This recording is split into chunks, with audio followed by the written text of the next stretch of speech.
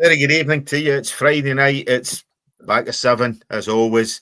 And you are live on the football pitch on YouTube with myself, Cammy McDonald, regular co-host Dennis Newell, and regular podcast guest, Hearts fan, Graham Duffy. He spent all week blowing that bubble back up, and we will no doubt get his thoughts on the events at Celtic Park last weekend. We'll also give our proper appraisal of Scotland's World Cup draw last Friday, which obviously happened just before we went to air last Friday, but we've now obviously got details of dates, fixtures, venues, etc. And Dennis has been looking up the prices. Typical grumpy old man. He's been looking at the prices to see how much it's going to cost the Scotland fan. How much it's not going to cost. That's or how much it's not going to cost him because he's changed his mind. So, good evening, gentlemen. How are we? Dennis, Graham, good week? Good evening, Cammy. Good evening, Graham. Yeah, busy with work this week. Coming up with Christmas. Busy next week. And then I'll have a rest. So, yeah, good week. No problem. Good Graham, week. You've obviously had a cracking week. You had a draw on the Friday night. And then on Sunday, Celtic 1, Hearts 2. The bubble's back up. So, yeah, must have been a good week for you. Been a fantastic week for me, mate. I keep waiting for this bubble to burst, and it's still not quite burst yet. Oh, no, so, no. That's it. I've had a great week. Yeah. Deflate ever so slightly. But when things mattered, you go to Celtic Park, not only get a result, but turn in a performance. And fully deserved that 2-1 victory. I'll be honest, I wasn't expecting it because, to be fair, we had only won one of our last 6 games before the game. And then Celtic obviously had won 5 in a row. They were coming in with confidence. The new manager, you're thinking they're at Celtic Park, chance to go top. So I wasn't overly confident. And I thought for the first 20 minutes or so, I thought Celtic were fine. I thought they played some decent stuff. Missed a couple of chances through Maida where he should score. But then we stayed in the game. We get the goal. And of course, it's that old adage that you play at the whistle. Everyone seemed to stop. Celtic just stopped. Braga stopped because they thought he was offside, but it was clearly on. And then second half, I thought Hearts were pretty comfortable. I didn't think we actually had to do that much. Celtic were very, very lackadaisical on the ball. A few mistakes. They didn't look great going forward. We obviously get the second goal. Fantastic header from McEntee. And at that point, I thought, yeah, I think we might win this now. And then obviously Celtic get the goal there, but it didn't matter. But I thought McInnes got his tactics spot on. He said before the game that he kind of knew what they were going to do, the new manager. I was surprised that Nancy came in and tried to change things straight away and played that 3 at the back. I think it's a case of, having watched them against us and Roma, it feels a bit like he's trying to give the players too much information rather than just keeping it stripped back like what Martin O'Neill did, and they got results with O'Neill. I don't know how this new manager will do, but I was delighted with last week. I thought McInnes got his tactics spot on. I like the fact that he still had Kezridis, Braga and Shankland, our 3 attackers, on that park. So it gave us a threat. And I thought we were very comfortable, which is something that I've never really seen us do at Celtic Park. So to get that 3-point advantage back going into the game tomorrow, a game I think we have to win to go 6 points clear, it's huge. I mean, obviously, all the talk the last few weeks whenever Hearts dropped points was, bubbles burst. But we hadn't lost. Like, it's not like we were 2 games having lost them. We hadn't lost. So I just think it's been a fantastic season so far. A long way to go. The January window will be interesting. But last week that felt like a statement win. To go to Glasgow and win, that felt like a statement win for me. Yeah. Dennis, Hearts have obviously won 2 games in Glasgow this season. They've obviously beaten Rangers. They've beaten Celtic. The only place they can't win through in the West End is Paisley. But as I say, they've beaten Rangers. They've beaten, let's be fair, the Rangers result was nothing much, but they have beaten Celtic. So a couple of fantastic results that they've had. But as Graham says, Sunday was a statement win. You know, that was at a Hearts side who'd been, but by their own form so far, had started to struggle ever so slightly. But now they have turned things around, certainly from that one. How much you give to the new Celtic manager, you know, and McInnes knowing what he was doing and everything else. But at the end of the day, they've come through to Glasgow, somewhere they find very difficult to win. And they've got a fantastic one at Celtic Park that sees them sit isolated again at the top of the table. Yeah, the result is absolutely brilliant for Hearts. Their performance, basically on the back of the way they set themselves up, was great. They did live in a knife edge for more or less 35 minutes. Celtic were outstanding the first 20 minutes. They really were. But again, they don't have the cutting edge. They don't have a centre forward in their squad that's playing. Yeah. A decent centre forward. You know, Maeda's not a centre forward. And that's what they're relying on. And then you look at the back, and I'm having a dig at Celtic before I go into the plaudits with Hearts. But you're playing there with three at the back, and the guys just come in the door, and they're all left-footed. And if you actually have a snip and get a look at this, by the way, and it happened against Roma as well, when is the day, I can't remember it, that you had a centre half or central defenders that didn't go and attack the ball? If you can get a still shot a second before the second Hearts goal went in, which was excellent, a great header, they're all looking at the opposition and the ball's coming in for there.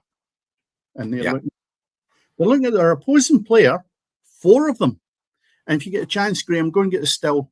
Get a still just before the impact of your guy scoring the goal. Seriously. I mean, it actually was horrendous. But you can't knock it. The fact of the matter is that McEntee done brilliant with his header. But no one in the Celtic team actually went towards the ball. They just looked at the opposition, and they'd done it again against Roma. And if you get a chance again, header, bang, nobody near it. But on the back of it, that's as good a Hearts performance as I've seen, because they grinded it out and they really took Celtic to the sword, and they deserved their victory big time. And I thought for a wee while at the beginning, as we were likely thinking, Hearts' bubbles burst, but Celtic just couldn't beat them. And your cutting edge that Hearts have got is brilliant. You can't fault it. That will win you the league on the back of what you played against Celtic, without any question of doubt. Because Rangers are no threat. Honestly, they're no threat. I've seen better junior teams than Rangers team. So you're not going to have a hurdle. Where you're going to find it difficult is against the teams that are battling away below yourselves, taking Celtic and Rangers out of the picture. Yeah. You find it the Motherwells of this world, they're not going to make it easy. I know you did a draw against them, but the bottom line is they're still there to be fighting. They still believe that they can get above the old firm as well. So no, I think it's going to be good. And Graham touched on it there about what happens in the transfer window. I don't think there is enough in the two management teams and the freedom to buy players in Glasgow that's going to make a big difference. That's my honest opinion.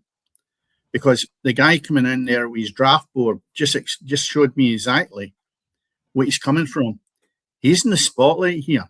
Now, I look at him and I say, this is an example. Stephen Robinson, you're not telling me that they two guys couldn't be taking the old firm and getting a better tune out of them? I just can't understand why they brought this guy from America. I mean, he doesn't know the goldfish bowl he's in, because otherwise that draft board they had, he would have hidden that out the road. The television cameras were on that board to see exactly his tactics. I found it embarrassing. This was Celtic. You know, and if it had been Hearts as well, he would get ridiculed. So the bottom line is, I'm just wondering where the old firm's going. And Graham, you will not have a better year. Never in your lifetime will you have a better year and opportunity to go and win this league. And if Hearts don't win it, I'm going to tell you right now, they've thrown it away. It'll be a self-destruct button. It'll no because the rest came on board and gave you a kicking. So I'm hoping it continues, because to be honest, I don't think the old firm deserve anything this season. Yeah, and I mean, Hearts, Graham, I mean, Ranger, Dennis is obviously pretty much doing what a lot of the guys in the media do. They hit Celtic, but in the same breath there, he obviously is giving a bit of praise to Hearts, you know, so certainly there. But he's right, you know, Hearts will have no better chance, I think, than to go on and win the league than this season now. You know, that they're sitting, as you say, 3 points clear. They can go 6 if they get a win over the weekend. We'll look at the fixtures later on. But I mean, if we look at last week's results, on the Sunday, obviously, we've discussed that Celtic going down 2-1 to Hearts, or Hearts going to Glasgow and winning 2-1. Other results on the Saturday, so Dundee 1, Aberdeen 3. Aberdeen obviously starting to pick up a bit of form. Hibs 3, Falkirk 0. Falkirk bubble bursting there, you know. Motherwell 3, Livingston 0. St Mirren 2, Dundee United 0. And Killie 0, Rangers 3. The standout result is again obviously on the Sunday where Hearts have come through to Glasgow. Yes, they were top of the table in goal difference, but they've come through. They've got a fantastic win, Graham, you know, and it does set you up again to push for the rest of the season. Yeah, we're there to be shot down. We're not used to this position being top of the league for as long as we've been top. And we are there to be shot down. Everyone's trying to beat us just now. And we've only lost one league game all season. And actually, in 21 games in all competitions, we've only lost 2 games. We've scored 49. We've scored 49 goals, conceded 15, which is incredible. For far too long, I actually mentioned this on my own TikTok page the other day. For far too long, we've relied so much on Lauren Shankland. That's not the case now. We've got Lauren Shankland and Claudio Braga have both got 10 goals this season so far. You've got Alexandros Kizridis, who's got 5 goals and about 8 or 9 assists.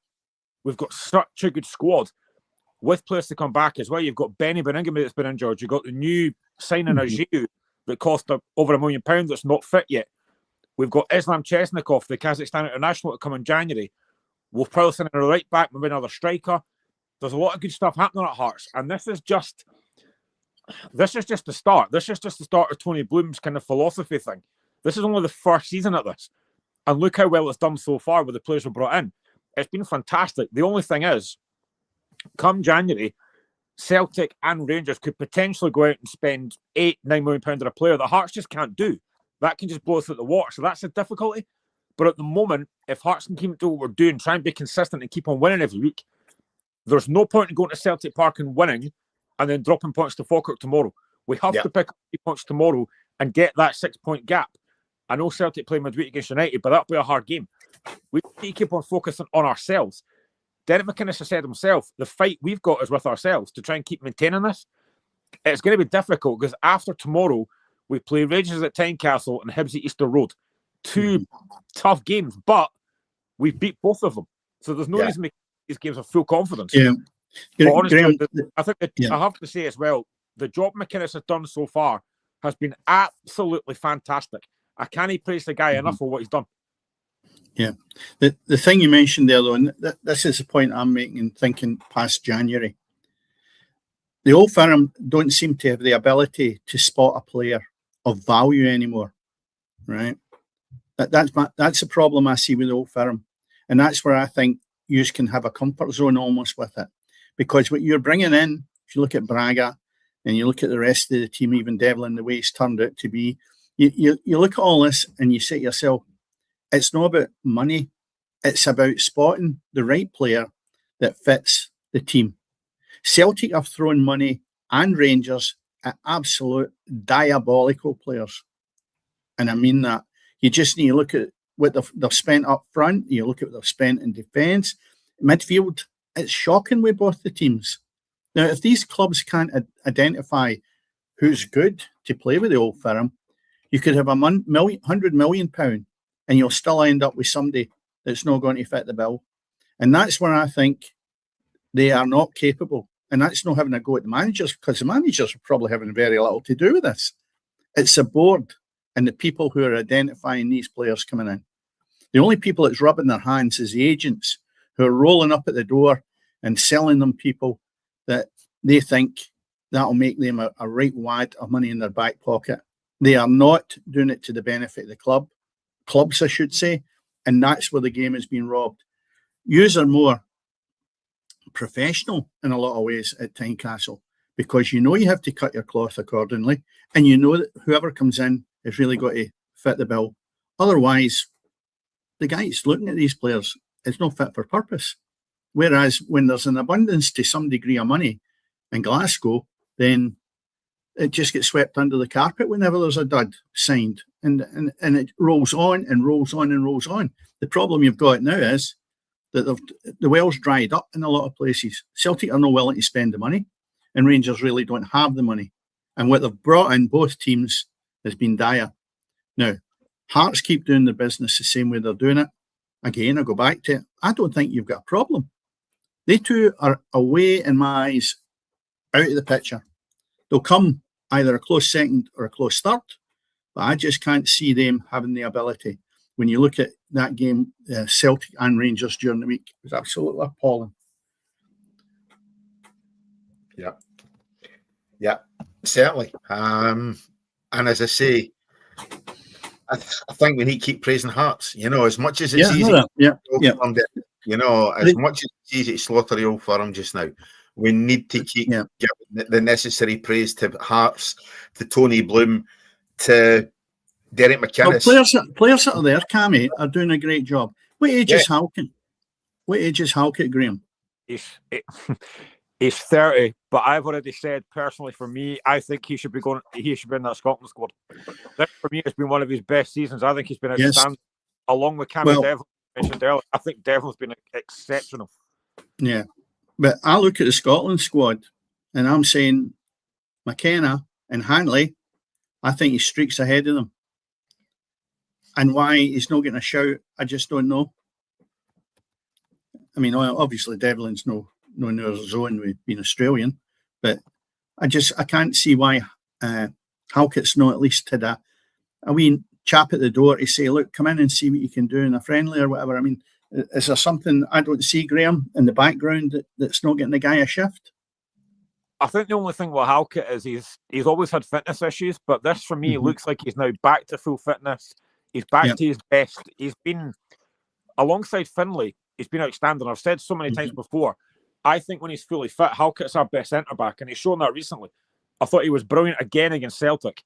And the thing is with Cammy Devlin, he probably should play for Australia a lot more than he does.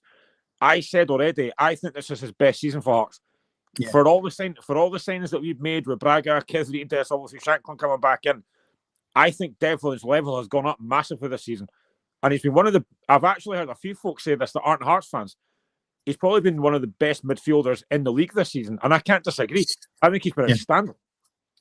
I would agree with that as well. And the tiger in him has always been there. I think it's a little bit more controlled now. He's playing with confidence, and there's nothing really erratic about him. Can still be a wee bit, what you say, late, but that's his makeup, and he's fortunate because the way the game's going, in 5 years' time, he'll not be able to play because of his aggression.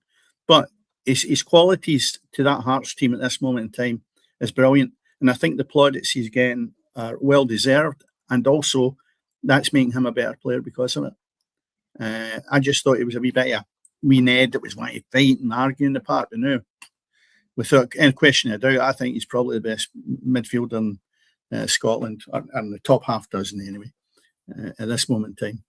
I mean, Scott Brown spoke about him last week, talking about how much he enjoys watching us. So there's the praise. If a guy like Scott Brown's praising him, it shows how far he's come. Yeah. Hearts are good. Can't get away from it. And the only thing is, I'm not wanting the banana skin to start, because then what do we talk about? You don't want to talk about any downturn in it, and there's no reason. The games you've got coming up, you need to win them, and that's the same throughout the rest of the season. So, good on Hearts. Keep it going. Yep. What we'll say is thanks to everyone in the chat for joining us. Obviously, if you get any comments, feel free to put them up. Go ahead, subscribe to the podcast. It's very easy to do. It does help us out a heck of a lot, So if you're watching us live, go ahead, and subscribe on YouTube. If you're catching us on the podcast later on, you'll get us on Spotify, Amazon, Apple Podcasts. Anywhere you can get good podcasts, you will get us. Now, Dennis, you mentioned obviously the rest of the fixtures for the season. If we take a look at the fixtures for this weekend,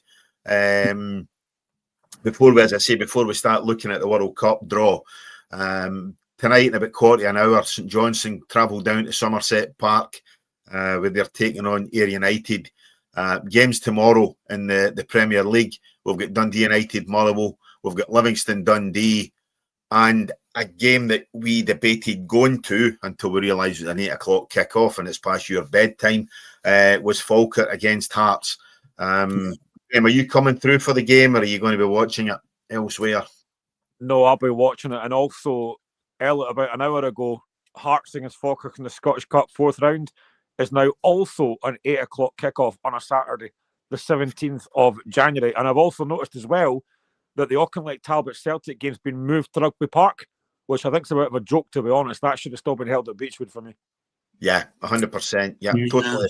That's a bit of a shame, actually, because Scales has already been scalped with Darwell down there and with Aberdeen. So, and it, plus as well, an artificial surface. That's just a money thing. And it defeats, for me, the whole glamour tie by taking it there. It should have been on grass, and maybe it's a good thing for the juniors to get money out of it. Yeah. But I think there's no expectations it'll beat Celtic, but you've got to give yourself a fighting chance. 100%. Other games this weekend in the Championship tomorrow. Partick Thistle go up to Gayfield for a game against Arbroath. Morton against Airdrie. Queen's Park against Dunfermline. And Wraith Rovers taking on Ross County. In League One, we've got Alloa against Queen of the South. Cove Rangers against East Fife. Cally Thistle against Hamilton. Should have been a top of the table clash, obviously, with Hamilton's points deduction. It's no longer. You get Montrose against Steny and Peterhead against Kelty Hearts. And we drop down into League Two. Annan against Forfar. Dumbarton against East Kilbride. Edinburgh City against Clyde. Through it, obviously, the Commonwealth Stadium at Meadowbank there. Again, I'm actually closer to you, Graham, I think, than if I stand at the side of the pitch to watch that game, and you're obviously about 20 mile away, so I'm not going to get through to that one. You've got Elgin City against Stranraer and Stirling Albion taking on Spartans. And then in the Premiership on Sunday, we've got Aberdeen against Kelly. And obviously, we've got the Premier Sports final, St Mirren against Celtic at 3:30 at Hampden Park on Sunday afternoon. Obviously, Nancy could lift a trophy in only his third game in charge if he can manage to get a win. I think you've got to fancy St Mirren in that game. I don't know. The problem is that when you get to cup finals, you've always got to look. I mean, Celtic were massive favourites against Aberdeen last year in the Scottish Cup, and look what happened. So I'd actually be tossing a coin here, and that's maybe because my mind is slightly slanting towards St Mirren because of how bad Celtic are. Yeah. But if I look at the first 25 minutes as Celtic had against Hearts, they could destroy St Mirren if they could convert a couple of chances, and then they'll sit in comfort zone and they'll win the tie quite easily. And it depends how they start. It really is. And as I say and repeat myself, if they start the same way as they did against Hearts, I think they'll come out winners.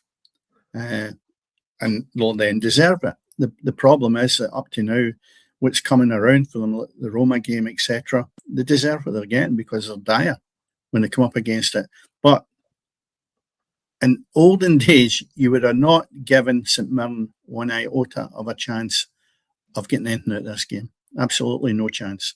Yeah, it just shows you how the tables have turned. I mean, Graham, I bet you wish it was Hearts that was playing them on Sunday. Yeah, I'd like to be in the final, I'm not going to lie.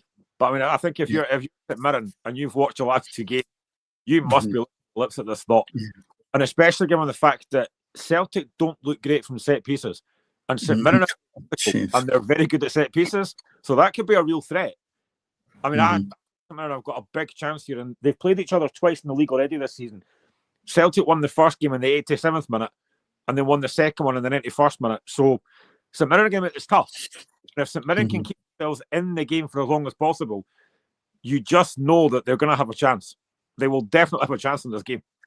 Well, we touched on it already, and I said to you, if you get the chances stills from the Roma game or against your own game against with Hearts and Celtic last weekend, if you get a still as McEntee's header is just about to begin and have a look at what the Celtic players are doing, they're all watching the opposition, looking away from the ball, looking away. I counted 4 of them, and they've done the same against Roma.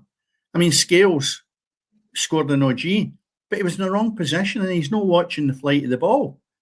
So, especially against Hearts, and I looked at this over and over again, and never in my life have I never known that a central defender or someone goes and attacks the ball, why are you looking at the opposition just to watch him hitting off his head into the back of the net?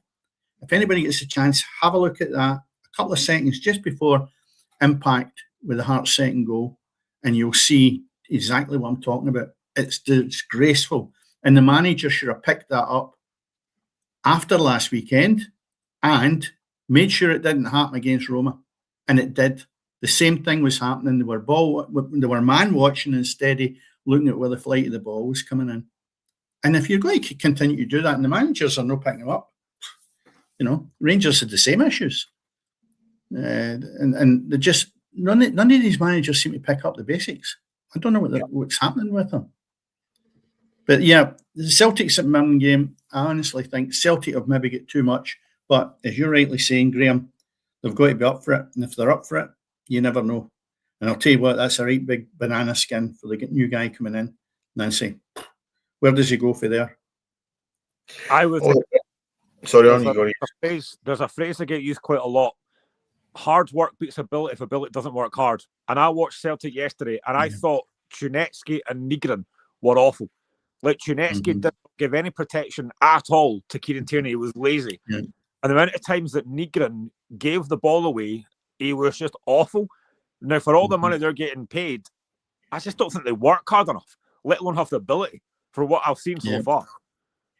Yeah, that's a problem we've got when you start giving players money and they don't rely on it because they know that the next wage packet's always going to be there.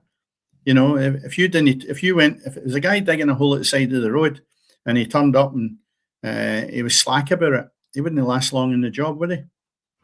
He'd be down the road and wouldn't be able to pay his rent or his mortgage or anything. Players don't have that. Their agent will get them another club because the suckers that they're at now, they've been the dafties that have paid the money for them. And I'll tell you what, it's worse at the real top flight when you look at the Premiership in England. These guys just don't need to be busting a gut if they're not up for it, which is quite sad when you know that people are having to work hard every week to pay money to go in and see them. And that's the sad part about it. But that'll always continue to get worse. The admission through the gate isn't paying their wages now down south, particularly it's TV money. No. But it's contributing to it, if you know what I mean. If that's the case, don't bother paying to get in then. I totally agree with that one as well, by the way, but that's another story. Right. Last Friday we had the World Cup draw. Obviously, when we were on air, it was kind of fresh. We weren't really sure in terms of where the ties were going to be played, what dates they were going to be on, etc., etc. So now we're aware of that. And Scotland ties. Listen, get these graphics. Look at that. Look at this. You've lost the plot, Cammy. Oh, listen, I've gone totally bonkers this week. I must admit. Brilliant. You know what I mean? So, it's good. It is what it is, So when we look at Scotland's fixtures in the World Cup next year, obviously in the States, match one, we did know before we went off air that it was going to be against Haiti. It's on the 14th of June. A 2 a.m. kickoff. So the only person that's going to suits me, who's obviously going to be getting up for work at that time. It's going to be at Foxborough. The stadium of the New England Patriots, who could well be Super Bowl champions, by the way, the form they're in just now. Game 2 sees us take on Morocco. Now, it's an 11 o'clock kick-off. That doesn't suit me. I'll still be sleeping. And again, that's at Foxborough. And then we have the Hard Rock Stadium in Miami, home of the Miami Dolphins, and that's the site of Scotland's final group game. I'm going to say group game because I don't think it will be the final game of the World Cup. So that in the group game, it's obviously, we knew it was going to be Brazil, and that's on the 24th of June. And again, that's an 11 o'clock kickoff. Firstly, guys, Dennis, you spoke last week. You would love to have been there. You really did debate that you were going to head over. Graham, obviously you were contributing through the chat last week, which we're greatly appreciative of. But Dennis, you were talking about trying to get there if the games suit you. They're on the East Coast. Boston somewhere I'd love to go. Miami I'm not so overly keen on, but that's just me. What's your thoughts on A, the ties now that we know the venues, and B, is it still somewhere you want to go? I wouldn't really out 100%, but before we came in here, I'd said to you that I'd looked up just quickly ticket prices, which I'll come on to in a minute.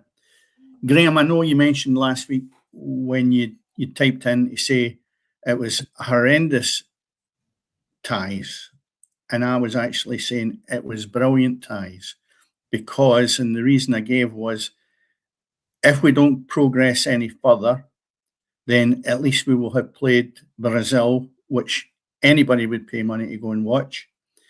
We are capable of progressing past Haiti and Morocco. So therefore, I think it's a great section we're in. So what's your thoughts, Graham, on what you mentioned last week, or have you changed your mind on that? Well, my kind of main thought was you wait 28 years to qualify, then get two of the same teams you got in 1998, which was just brutal. But I think if we look at the fixtures, Haiti should be a victory. I mean, I don't know much about them, but you're hoping that first game will be a victory. To be honest, I was dreading when the draw came out. I was dreading an early morning kickoff, but that's the way it is. Morocco are a very, very good side. They've got a lot of quality. I think they're like 11th in the world. That's going to be a very hard game. Now, I do think Scotland have got a chance of winning that, but it's going to be so tough. And Brazil, yes, it's not the best Brazilian team of all, but they've still got quality. Yeah. So I think it's a very, very difficult group. I mean, I think the top two go through, then the third best place team goes through. So we've got a chance. But I just think for me that first game is crucial. You have to win that first game against Haiti. If you lose that, you may say good night Vienna. Yeah. But the point I'm making is, with Brazil being the star attraction for me, I would rather, and I'm just looking at some of the ones in pot one, Germany, Netherlands, Belgium, Spain, France, Argentina, Portugal, England, we could get Australia. Oh no, that's just jumping to something else. If I look at any of the teams I've mentioned there, I would always pick Brazil. It's a glamour tie. And the other teams, we probably would have had just the same amount of chance of beating them as we would Brazil. Or in fact, less a chance, because Brazil's not at their best. But no, I'm still think that the teams we've got gives us a good chance. If we're going to progress, you've got to go and beat Morocco, or at least get a draw at it and hope that something else happens. But no, I think that the group's good. For the times, etc., or where they are, you know, I just look at that 2 o'clock in the morning, that's about a killer. 11 o'clock at night, past my bedtime anyway, but I'll make an effort. Now, the thought of going there was very attractive. I haven't totally binned it, but I had a quick look at some of the prices, which I mentioned before I came in here, and it was just a ticket stream that I'd gone in. I don't even know how good or bad they are. They were called, what were they called? Go Tickets. Go Tickets, that was it. Right, so I had a wee quick look at them, and what I come up with was Haiti was about, these are poor seats, by the way. Haiti was £750. Then Morocco jumps up to £1,050. Then I had a look at the Brazil game. Now, that is not the cheapest for the Morocco game. You'll get something around about $900, around about £700 again. But you're right away up in the corners where you actually probably was struggling to see the game. Right away up in the corners, worst seats you could probably buy. Then it goes to $1,050 to get into a zone where you would be comfortable to watch a match. Then you go to the Brazil game. An average seat or an average viewing area is £1,805. And then again, away up in the corners, out the road, when you'd be better sitting in the car park getting the atmosphere, is £989. How is that within the reach of your ordinary punter who's maybe like me, want to go and watch a match and think, well, I don't go and watch Scotland a lot. I've been punished because I'm no part of the Tartan Army. I just think it's scandalous. Yeah. Now, I don't know whether that ticket stream is actually one of value or whatever. I could be a mile out, but I'm only going by what I went in a quick dart into to say, right, I'm thinking and going, what's it going to cost? And then I say, I mean, some of the tickets went up to £10,000 in these matches. Yeah. I mean, so I just look at it. You know, that's the thing. These are obviously resale tickets. I mean, when we look back at the Madrid American football game I was at just over a month or so ago, or a month or so ago. As you know, obviously, I paid for a corporate ticket. I was just under £700 for the corporate ticket that I paid for. Now Scouse Andy Lockhart, who was on the show a couple of weeks ago, he bought tickets from a resale outlet, just ordinary bog standard tickets, and he was £600. Now, as I say, he's gone to one of these resale outlets. You're always going to pay. I'm not even going to say a premium. You're always going to get ripped off by these outlets, because they're in the business of making a profit. So they've maybe paid a couple of £100 for a ticket. Resale value of it is X amount, I'm quite sure there'll be a lot of Scots who've got friends in the States, family in the States or whatever else, who can get tickets through legitimate outlets to pick up a price which is going to be affordable. And I think that's probably what a lot of fans of Scotland, of England, of the other European side or sides that have gotten to the tournament, or again, fans who just want to be there for the atmosphere. I'm pretty sure that's what they'll be doing in terms of tickets. They'll not be using these resale outlets. We don't know if they're resale, though. We don't know. No, they're good. Having said that, though, Cammy, that is me just dipping my toe into the water with it. And it was never enough to say to me, well, I'm not going because look at the ticket prices. I certainly look at it and I think to myself, Miami with the Brazil game is where I'd like to go. I'd need to look at the package and see then. It's still a real thought, but the true reality of it is I'm sort of drifting away from it a wee bit and maybe thinking that finding a pub or somewhere that you could go and watch it rather than just in the house, and maybe even have a meal and watch the game after it, the Brazil game especially. And that might be a shout, where there's an atmosphere and stuff like that. And I'm sure there'll be venues set up that will cater for that. And that's the way my mind's beginning to think a little bit now. As much as I really would like the opportunity to go and watch Brazil. Yeah. Graham, obviously you mentioned last week in the chat, basically, I think your initial thought was it's a really, really difficult draw. And I don't deny, I think Morocco, as you say, can be a tricky game. Haiti should take care of itself. If we can't beat Haiti the same way as back in, what was it, 78, that we struggled against Iraq or whatever, or Iran or whatever. If we can't beat Peru. If we can't beat Haiti, whereas we'll chucking it, so it should set us up nicely for a game against Morocco, who are obviously starting against. What have I done my teeth tonight, by the way? I'm getting that excited at the graphics. I can't bloody speak. Morocco will have Brazil, so you would expect Brazil to take care of that game, beat Morocco. So that then takes you into it's game 2 is going to be a must-win for Morocco if they want to stay in the tournament, and Scotland should have basically the 3 points already, So what's your thoughts? Is that a group you feel we can qualify from when you look at the ties, look at the venues, etc., and how the group now sets up, or how the tournament sets up for us? I mean, when the draw initially came out, I was hoping for either pot A, pot D, or pot B, because they look quite decent groups, so like Canada and that, and I thought we could have won those groups. This is difficult, but my main thing, and I've said this in a couple of different podcasts, my main thing is I just want Scotland to go into all these games and have a go. Yeah. The first 2 Euros that we were at, we were far too negative. I want Scotland to just go and have a go. Just go and have a go at this, because I think, as I say, the Haiti game should be a victory. Now, it might end up being goal difference, but I think that's a game that we have to win. And there's a fact as well, I was watching the draw with my laddie last week, who's 13, his first World Cup draw for Scotland. And I thought, what's he going to think about this? And he did say it could have been worse. And I thought it could have been better as well, to be fair. But we've got a chance, but just go for it. And I think the big thing for me as well is when that squad gets whittled down to whatever it's going to be, there's probably some players now that might think, right, I've got a chance to get on that plane now. And I think that the biggest one for me, this has been done to death, but the biggest one for me is there's still going to be talk about Harvey Barnes. Now, my kind of thing with this is, yes, Barnes is quality, but is he only saying that he's not shut the door because Scotland have qualified and he won't get in the England squad? And as well, how do you say to somebody that has maybe helped you get to World Cup, you're not on the plane, but Harvey Barnes? This is where I'm sat with that. We all know that Steve Clarke is loyal, so I'm not sure he would pick Harvey Barnes over someone that's already helped Scotland qualify. So I think it's a difficult one, but for me, I think it's such a tough call. Based on that, when you go, sorry, Cammy. I mean, there's no sentiment when it comes to football.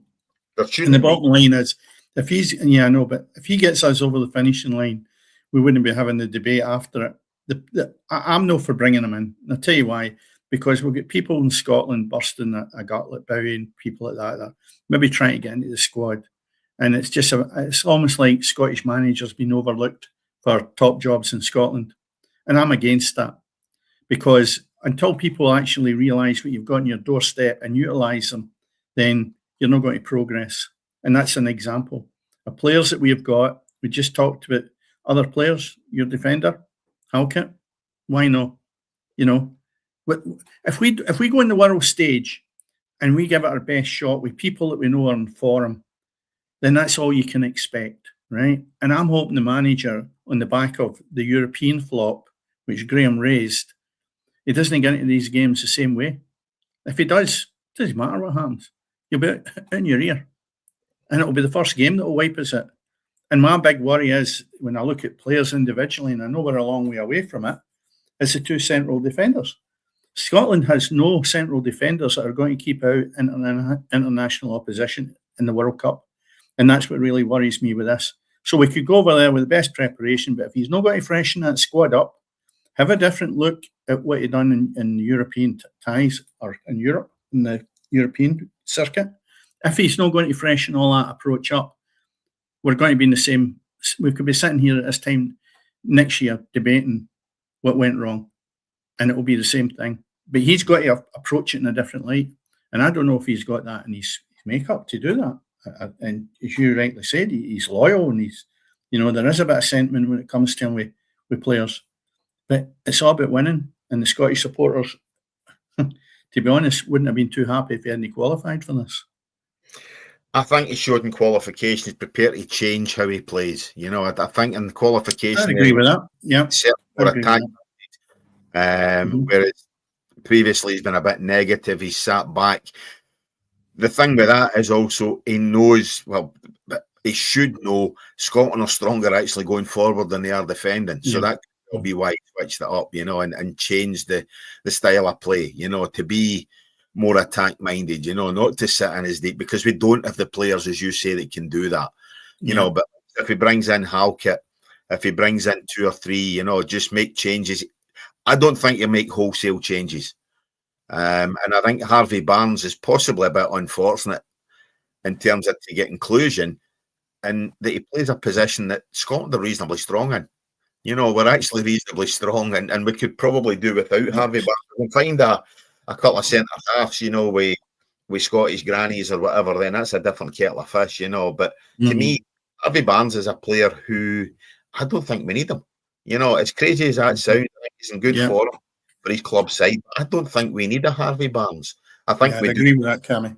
I think we do need a defence, a striker and a couple of centre halves. And I think Scotland could give a damn good account of themselves in this tournament. But it's going to be down to that. But I'm in agreement with the two of you. I don't think Barnes will get included. I don't think he needs to be included. But there's a look again at Scotland's group. So we know who we've got. We've got Haiti and then 2 difficult ties with Morocco and Brazil. Compare that to England's group. And what a piss easy group that they've got. Yes, they were a top seed, which is fair enough, but you take a look at that. They've got Croatia, Ghana, Panama. Croatia probably on the slide a wee bit. Ghana are certainly not the side they were. And who the freaking hell is Panama? So I think when you compare our group with the group that England have got, again, they're going to be playing a game in Gillette Stadium up at Foxborough, so they've got a game in Boston as well. You know, so you're going to have Scotland and England fans in Boston, you know, at the same kind of time. So that could be interesting. But I think compare our group, Graham, with the England group, you'd bite your hand off for that group in terms of trying to qualify from it. Because you would be a replacement for Croatia, and you've got to fancy your chances against Ghana and Panama, you know. So it'd have been lovely to be in that group, but as it is, we're in the group that we're in, and England look as if they're going to be straightforward and qualify pretty easily for that group, as we would expect, Graham. Oh, when half their pundits have already got their route mapped out for the final, as they normally do. Yeah. Only half. Every European group they get, any World Cup draw they get, is always absolutely so easy. Seriously, it's a joke the amount of easy groups they get. I actually think probably the hardest group looks like France's group, because they've got Senegal and a couple of decent teams in that. So that's probably the group of death for me. But yeah, we do have a difficult group. But do you know what? Just the fact we're in it. You know, it's been 1998 was the last time we were there. To actually be in this World Cup is amazing. I can't, even though it's a while away, I can't wait for it. My lad is buzzing. Everyone's buzzing for it. We just can't wait for it. The build-up towards that World Cup is going to be immense. Yeah. It's just a pity the games are so late. I looked at the ones you just put up there, the new Cammy. Basically, it was 9 o'clock matches. That would make a big difference. You know, 9 and 10 o'clock. To be honest, there's a lot. I love World Cups and I love European games. I love it. But there's some games I won't get up for. I think there's like Iran against New Zealand. I'm not getting up at 2 o'clock in the morning for that. No, definitely not. You know, that's what I'm saying about. But Dennis was talking about the ticket prices, Graham. That's what I'm talking about. You know, there's games there that they are not going to sell out, that the public is not going to give a stuff about. And as you say, Iran against New Zealand, nobody's going to be interested in that one. Mm-hmm. Well, again, are both of you going to sit up and watch a Haiti game? I'll be getting up for work, Dennis. So you were saying that. A 2 o'clock kickoff suits me down to the ground. You know, obviously American football games, I prefer a primetime game. I'm one of the only British fans who does, because I'm getting up for that kind of time, you know. So I just get up an hour early to catch one of them. So it suits me down to the ground. So yeah, that one suits me better than the 2 11 o'clock kickoffs, to be honest. Yeah. I mean, the build up to it, and I'll see who is likely to be playing, might decide whether I'm going to endure it at 2 o'clock in the morning and never get back to sleep because I'm kicking every ball that Hanley's missed or heading every ball that McKenna's missed. So I don't know if I want to ruin my night's sleep totally and just watch the highlights the next day. Again, it's so far away. Seriously, miles away. I know you would have touched on this last week. I missed part of the show, but I just want to say this again. That World Cup draw is the most tedious thing I think I have ever. It was so boring. I mean, honestly, it was just ridiculous. I was just about falling asleep halfway through that. Honestly, nobody cares. Just get the draw done. 2 hours, absolutely pointless. It was like the president guy seemed to be loving his Celtic bits. It was all about him, and I'm thinking, this is not about you. It's about football. That's terrible. It was absolutely shocking. It was a terrible display. I mean, I watched Jeff Stelling talking about it, and it was an 8-minute rant. It made your rant seem kind of mild, Dennis. You know, it was an 8-minute rant. Him and McCoy's, the two of them, basically just saying how fucking long and drawn out and pathetic it was, you know. So that was the one thing that spoiled it, Graham, was that the draw was. But it's always an event, you know, and it's going to be an even bigger event, the fact that it was in the States and everything else, you know. So, no, it is what it is. Thank Christ that's over with, and hopefully the tournament belies the draw. What I found funny was you had the Mexican president, I think she was, up on the stage beside Trump, and he'd just been given this, was it a peace award or something like that? And he couldn't even shake hands with the wee women. And I thought, you ignorant man. I was hoping she might have put her hand out to see just exactly whether he accepted it or not. I was really hoping she would have done that. But, you know, it was massaging Trump's ego, the World FIFA. That's how they were doing in that event. I thought it was shocking. I mean, if that's the World Cup, imagine what the opening ceremony is going to be like.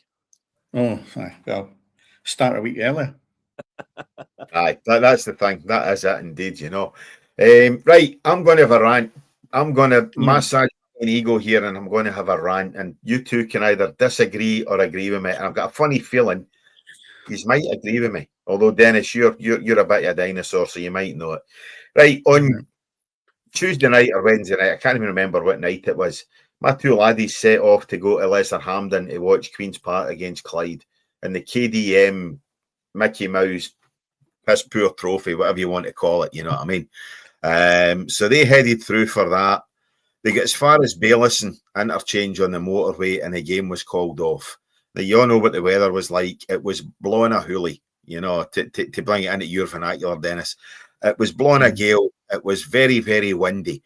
Now, I've no problem, particularly with the decision to call the game off. I don't think that was the only game. There was another 2 or 3 games. I think there was Dunfermline fans were virtually at Cove. Their game was called off, you know, and whatever else. But there was a weather warning in place. Why the bloody hell are we putting on games of football in 80 to 90 mile an hour winds? Does somebody have a bit of fucking sense that can turn around and say, listen, the fans are going to sit here and watch absolute dross get served up to them. They're going to pay however much they're paying for a ticket. And okay, for the KDM trophy, prices are reduced, whatever else. But why in 2025 are we still insisting on playing games in 40, 50, 60, 70 mile an hour winds? It's crazy. It's absolutely ridiculous. And yeah, games have got to be called off in terms of safety, but these decisions could have been made at 2 o'clock, 3 o'clock in the afternoon, because we all knew how ferocious that wind was going to be. Graham, you pay your money to get in through the gate. That's why I'm including you, because obviously Dennis is a bit like myself. We try and get in on press passes and whatever else, but you pay your money to get through the gate. There must be nothing worse than paying 25, 30 quid, 15 quid, whatever it is, to get into a stadium, and the spectacle is ruined by the fact that you're trying to play in a 50 to 60 mile an hour gale. Well, I went to a game years ago at Ibrox Rangers Park, and it'd been snowing pretty much all day. But I went through it, and the game got abandoned half an hour in. It's like we knew this game was going to be called off. Again, it's always the fans that suffer. You know, people know that they have to make a long trip to places, and to not tell the fans that it's getting called off until an hour before kickoff, whatever it is, it's just pointless. The fans always suffer. You know, this has been going on for years, where games get called off far too late when people are at the ground already. I mean, that Inverness game was called off about 15 times before it eventually got played. But it's just it's ridiculous. It shouldn't still be happening. You've got plenty of time. Like you said, you knew there was a weather warning in place. Call the game off hours before that so fans don't have to travel. It's absolutely pointless. Yeah, 100%. Dennis, as a manager or as a former manager, when you were managing, you must have struggled to put out a side that was going to play a decent level of football in these kind of gale force winds. You know, rain, there's nothing to stop games getting played in the rain unless obviously the pitch is waterlogged or whatever else, or a wee bit of covering of snow, you know, or whatever else. But wind, to me, there's nothing worse than sitting watching a game where it's blowing a gale. You know, I'm not talking about a 10, 15 mile an hour, you know, wee bit of wind. I'm talking about we had a weather warning in place. Why were fans forced to travel in these conditions, you know, to go and watch what no doubt would have been served up as utter trash? I've never been involved in a game where the match has been cancelled or postponed through wind, right? It just reminds me of a story, though, because the wind does play a major part. But a goalkeeper called Tony Mitchell, great guy, lovely guy, goalkeeper. But Tony's problem was that he had difficulty sort of reaching the halfway line with the ball. So in the book that we had out at East Stirling, the guy picked it up that basically I would then look at the weather conditions, and if it was windy, I didn't play Tony because the ball would come back and top him. So that's a story that is almost true to the point that a good goalkeeper, but he couldn't kick the ball long enough. And against windy conditions, there's a restraint. But what I will say, Cammy, is it's a leveler for both teams. It will be a game of two halves, but it's not. If the wind's too high, of course the game's going to be cancelled. But again, what does it go back to that I've been rattling my gums for the last 15 odd years or whatever?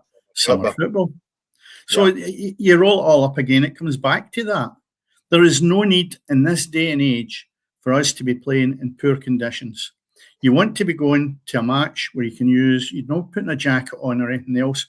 Why are we having to be entertained, so-called entertained, when your team's maybe doing bad or you're in the lower divisions or whatever, and the product's no great, and you're sitting there absolutely frozen? Yep. What's the point of that?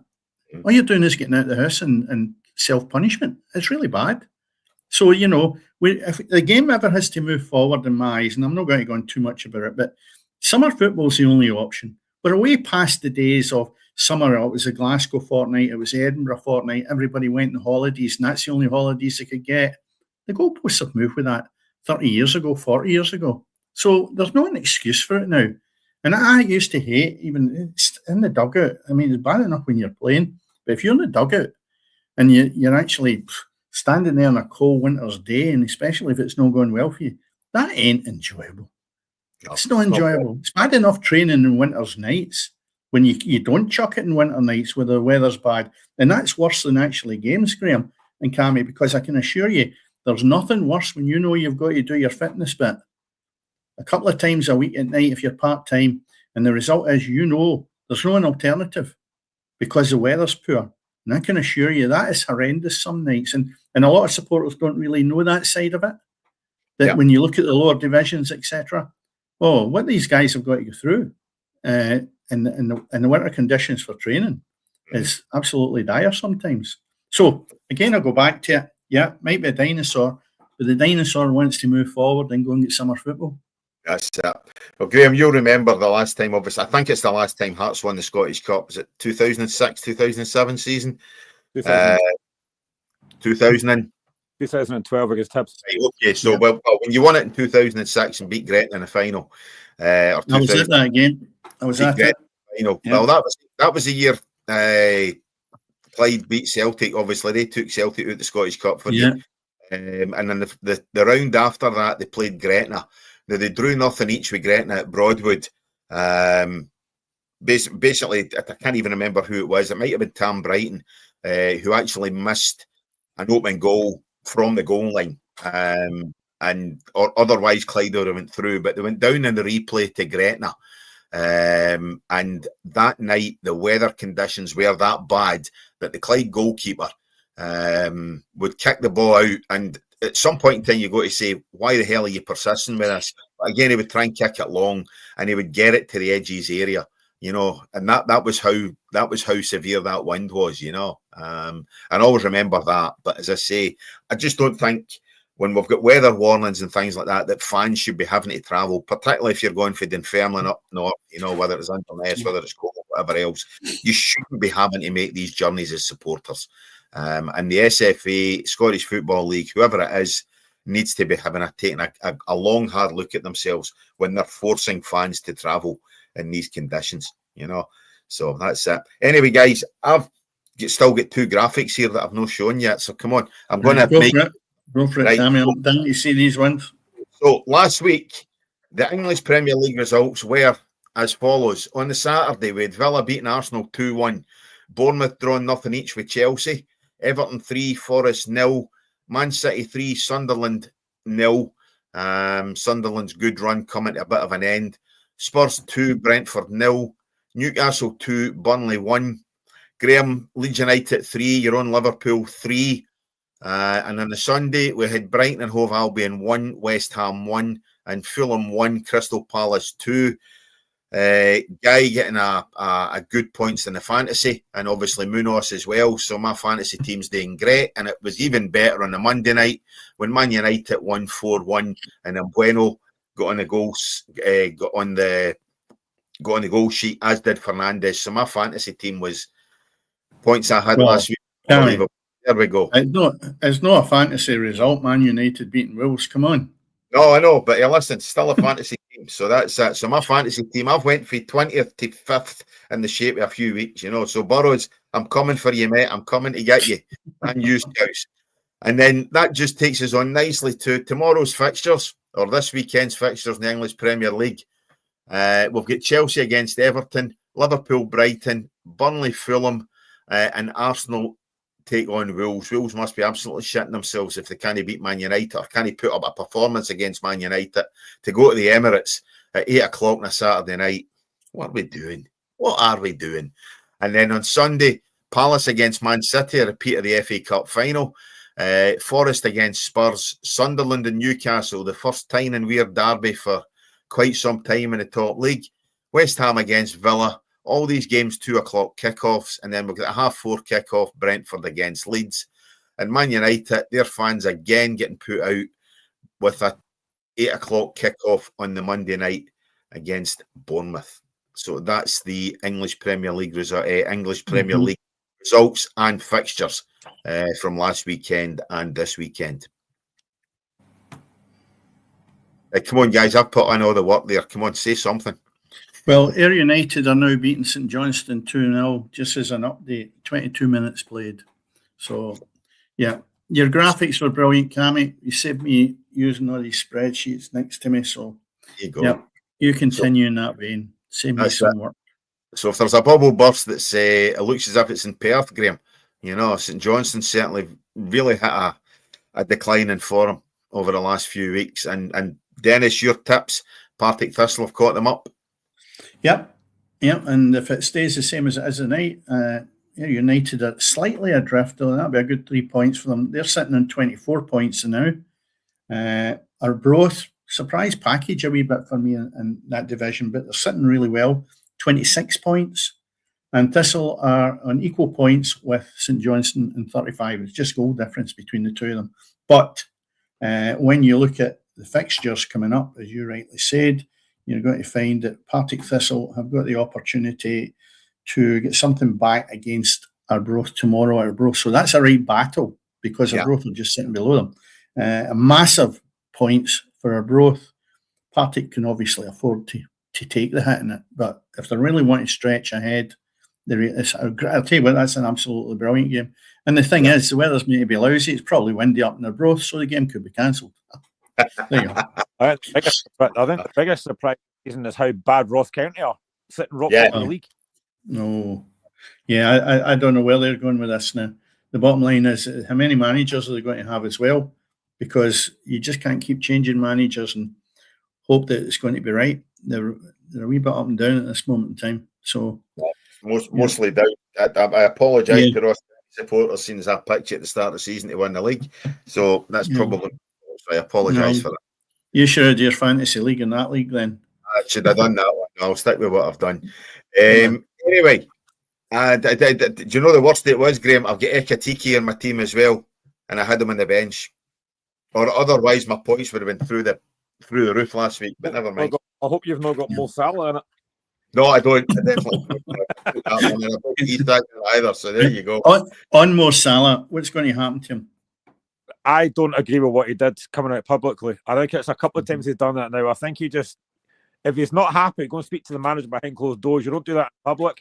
But apparently he's back in the squad tomorrow, but he goes to the African nations. I'm not sure he'll back in a Liverpool shirt again, but I don't think he's handled it well at all. You don't do that in public. No.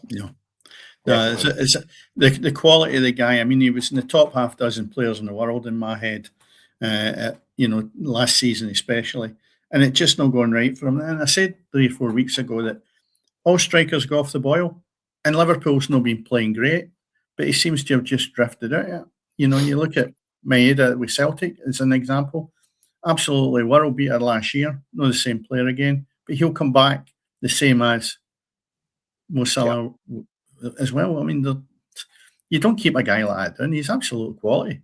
But you're right, Graham. I think what he said was wrong, and it might come back to haunt him. But I can't see him playing regular again with Liverpool. And the manager, I think, looked quite angry when he was discussing it, as if to say, "Nah, it's not for me." Yeah, 100%. Yeah. So the decline of Liverpool, we discussed it a couple of weeks ago. For Graham's sake, it's not something we have to keep harping on at, you know. But listen,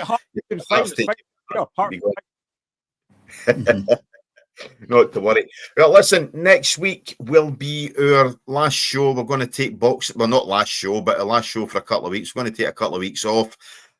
So go ahead, as I say, like, subscribe to the show, to the podcast. You'll know when we'll be back. But as I say, we will be on next Friday, but we will be off on Boxing Night and obviously the 2nd of January as well. So that's what the plans are for the coming few weeks. So go ahead, as I say, like, subscribe to the podcast. It does help us out a heck of a lot, you know. Subscribers are definitely starting to ramp up again, you know. So we've broke through another milestone last week. So go ahead, like, subscribe. Thanks to everybody who was in the chat tonight. It would have been nice for you to comment, but hey, listen, you're watching the broadcast live, so we definitely appreciate that. Thanks as always to Dennis Newell. Graham, thanks very much again for stepping in. I really appreciate it. And obviously, you had something so positive to chat about as well in the shape of hearts. So absolutely brilliant, mate. And I hope it continues. And listen, I stay 5 minutes for Falkirk Stadium, but I hope you get a victory tomorrow. Not as much as I do. You want to bet? Anyway, all that remains to be seen is to say good night.